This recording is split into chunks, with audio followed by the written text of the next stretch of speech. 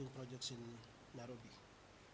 Ladies and gentlemen, Nairobi residents and members of the Fourth Estate, my attention has been drawn to accusations captured in media that I'm in possession of land titles belonging to MATIANG'I and Pangani affordable housing projects.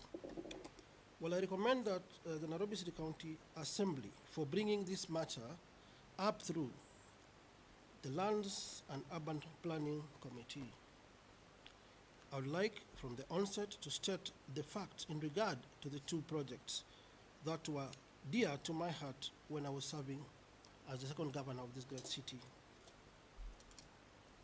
It is important to note that the affordable housing projects in Nairobi was brainstormed and planned during the tenure of the former governor, my good friend Evans Kidero, who served as the first governor of Nairobi.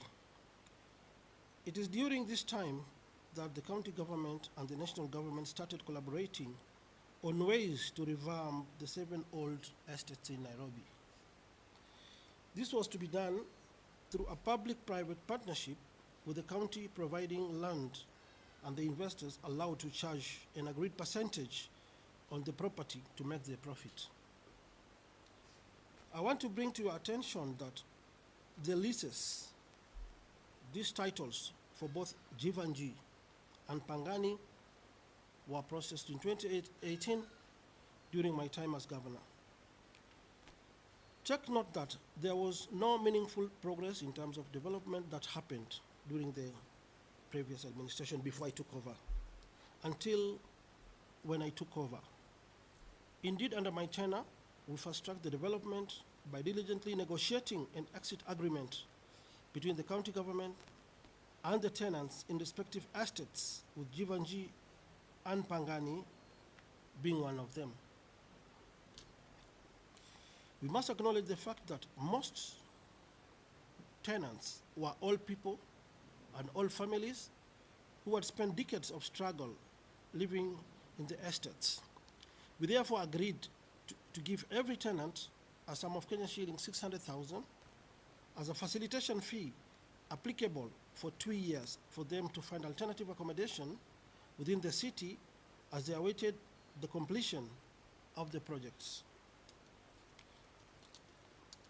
Further, take note that being a people's governor by then, I was never going to allow forceful evictions or transfer of people without a clear plan. We had to ensure that the registered tenants are given priority once the houses are complete. This was eventually agreed and signed between the county, the estate associations, and the respective developers or other investors. We started the MATIANG'I project with a plan to put up 1,830 units, while Pangani was to give, or rather have, 1,562 housing units. The investors had to pump around 3 to 4 billion, as stated earlier. This was public-private partnership. I wish to state, it is my belief that Nairobi City County Government and the Oversight Committee in charge of this matter must be discerning enough to know that the Ministry of Lands registries are normally the custodian of the records. If they take time, they realize the leases were processed in the year 2018. It is officially captured. For instance, MATIANG'I, it is captured under the special purpose vehicle that was used, that is Nairobi Bachelors MATIANG'I Estate Limited, which is a private limited company incorporated under the Companies Act, and also the certificates of transfer of lease that was signed in July 2019 and witnessed by the Nairobi City County government, and the joint registration of the special purpose vehicles. These joint ventures agreement were drafted and prepared before I took over as governor. Ours was just implementation of the projects. It is my humble submission that there is a grand plan by senior staff, politicians, and cartels who want to be allocated houses without following the due process. Whatever has been circulating, or whatever came up from the county assembly and the county government of Nairobi, I believe these were just diversionary tactics to divert the real issues. Because the other day I saw from Citizen TV that investors who had purchased these houses were complaining that despite them investing millions, they are yet to be allocated with these houses, meaning the projects have stalled. It is well documented that during my tenure, the county had a seamless and good working relationship with the national government in executing the affordable housing project in Nairobi. A good example is the 1,370 affordable housing units in Park Road, Ngara project. It is the first affordable housing project of the Kenya government to improve people's livelihood, and the first project of the affordable housing plan of the Big Four agenda by that time by the former President Uhuru Kenyatta. It is here that our legendary athlete mkimbiaji Faith Kipyegon, who was gifted a spacious house by the current president. I therefore call upon the Governor Johnson Sakaja, the Nairobi City County Government, to focus on provision of providing necessary support to ensure the projects are complete without much drama na siasa, because sisi ndio master vipindre, sisi ndio wazilishi wa vipindi. So hizi zao, I think they are trying to divert attention, kama nilivyosema, citizen wale highlight investors wakileta shida. Now I was there yesterday kwa hizi projects, Pangani Water, both the investors, I can say they've done a good job. Pangani is over 12 floors, Jibanji pia imeenda. Now, I want to rudi nyuma kidogo. Under the joint venture agreements which were there, the county was to provide land. My contribution in the county was the land. Investors was coming with their billions. Then they do a joint registration of the properties. So, what I did to clear my name, I wrote a letter to the land registrar that was yesterday, demanding to know the current status of both the Pangani title deed and the Jivanji. So I did a letter to the land registrar dated yesterday, 23rd October 2014, which was received yesterday and stamped at the land's office.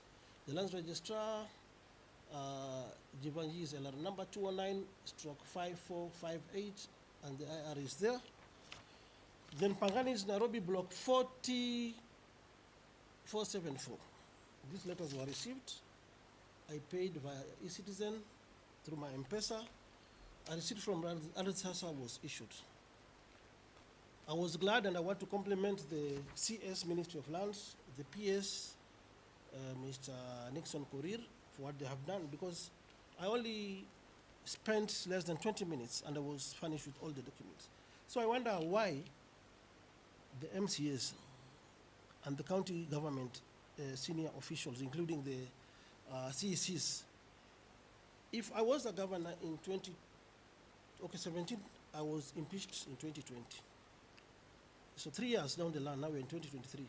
You mean they didn't realize that the title was missing? The custodian of these records is the CEC, lands, and the chief officer, county chief officers. Unataka kuniambia since 2020 hawajaona ati titles haziko. Hii ni kipindi ya hali ya juu na na condemn mambo ya kuharibiana majina. Let me go to the records which were furnished to me by the Ministry of Lands. We have the official search, but first I'll go to the leases. I pushed for these documents to be registered in the name of the Nairobi City County Government. On 16th July 2018, this is the green card because the Pangani is under a block, not under, Pangani is under cap 300. And Jivanji, I think, is under cap 281, if I'm not wrong. So the list for Pangani, we have certified copies of the green card. 16th July 2018, Nairobi City County became the owner from the national government. And then lease was registered on the 20th September 2018 under a special purpose vehicle going by the name of Nairobi Pangani Estate Limited. It was a joint registration between the Nairobi City County and the investor of Pangani in 2018, and the projects started. This is the list. This was my county secretary by then, Peter Kariuki. This is the land registrar. So the property was officially transferred to the county in 2018. This is Pangani. You go to Jivanji, the same thing. This is the list. This is my county secretary. To make the matters worse, this is S.G. Mwangi, who was the chief officer by then and the custodian of these titles. So we got our list for Jivanji on 2nd August 2018. Single name of Nairobi City County for the both properties. So in 2019, the special purpose vehicle for Pangani was registered jointly between the between the county government of Nairobi as the owners of the land and the investor. This was booked on July 25th, 2019. It was registered. My county secretary by then was Pauline Kahiga. The chief officer is the same guy who is now the CEC Lands, S.G. Mwangi. And he also, I think his name is appearing on the transfer, yes. Chief Officer Lands. In fact, he executed on behalf of Nairobi County and the county secretary. And then the developer, or rather the investor, Abdul Qadir Ahmed, executed also. So this was a joint ownership between the investor and the county government of Nairobi. The same also for Jivanji and for Pangani, same process was followed. In the instance of time, I'll not go to the documentation, but I was furnished with the documents by the lands office. Now, to make the matters worse, this same SG Mwangi, who was the SG who was the chief officer by then, equivalent to a PS in the national government, is the accounting officer. He's the one who took the title deed. This application for registration on 25th July 2019, the title was received by SG Mwangi, who has been the custodian of this title for all these years. So I'll furnish you with all these documents so that mtu asikimbishe kotini.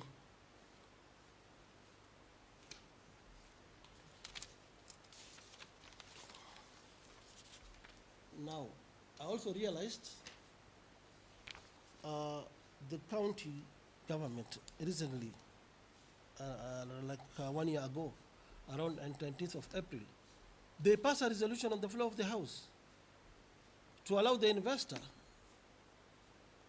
to use the title to go and charge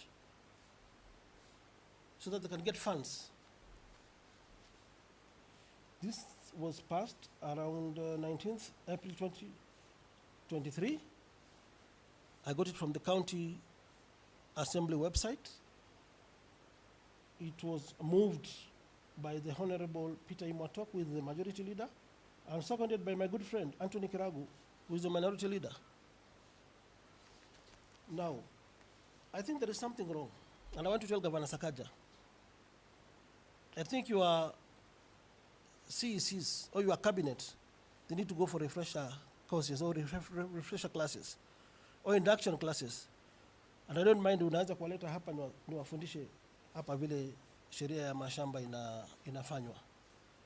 because mulifanya inventory when you took over, yeah, you should know the kind of properties the county government owns. You should have asked for all these title deeds instead of playing politics with my name. That is what we normally do. Because when I took over from Kidero, I got all these documents. I was in a position to identify these are the county properties, these are not the county properties.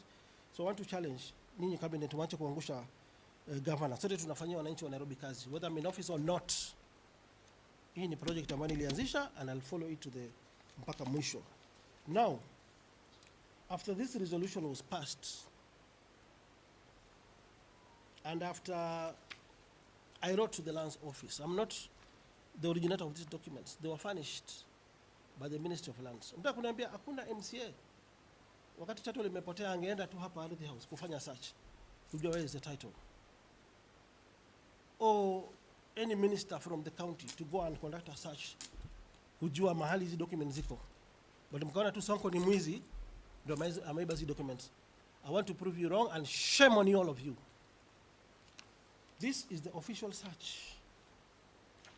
You guys went and charged the property. Ile mnasema Sonko ameiba. The title is with the National Bank of Kenya. You charged it for 1.9 billion Kenya shillings. The charge was registered on 29th May 2023. Was Sonko the governor during this time? This was 3 years after my impeachment. So mwache vipindi mingi za pesa nane. Stop misleading Kenyans. Do your work. Complete the projects. Mmechukua pesa wenyewe. Wapeni watu nyumba. Stop letting the governor down. Shame on you, all of you. And if you don't apologize, ni bahati mulikuwa kwa bunge, sina right ya kuwasu. But this is how people work. So stop tarnishing my good name, and even if I'm a nobody, I'll do a thorough follow-up and ensure wale maskini, kina freedom fighters, mzee Kahengeri na wengine, wale niliwapea kila mtu 600,000. Tukawa promise, phase 1, they'll own those houses. I will ensure they own those houses. I know mnataka kujipatia manyumba na mabibi zenu. That one will never happen. Mnazona Sonko ni mjinga, but I still have got the political muscles of fighting on behalf of the poor. So msiona mmepata chance ya kudhulumu wanyonge. Wananchi walifanya demonstration, wanataka nyumba zao. Deal with the real issues. So many project iko stalled. Tunajua there was COVID. Yeah? Kenyans will understand. Instead of tarnishing my good name. I'll never allow that to happen.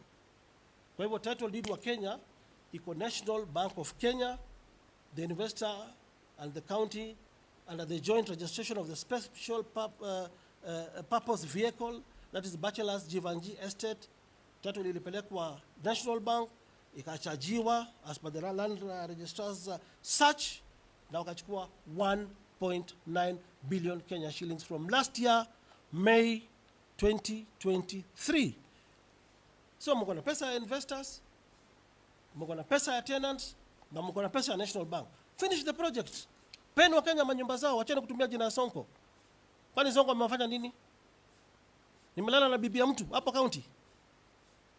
Toeni majina yangu kwa mdomo wenu. Shame on you again. So that is what I wish to state for now.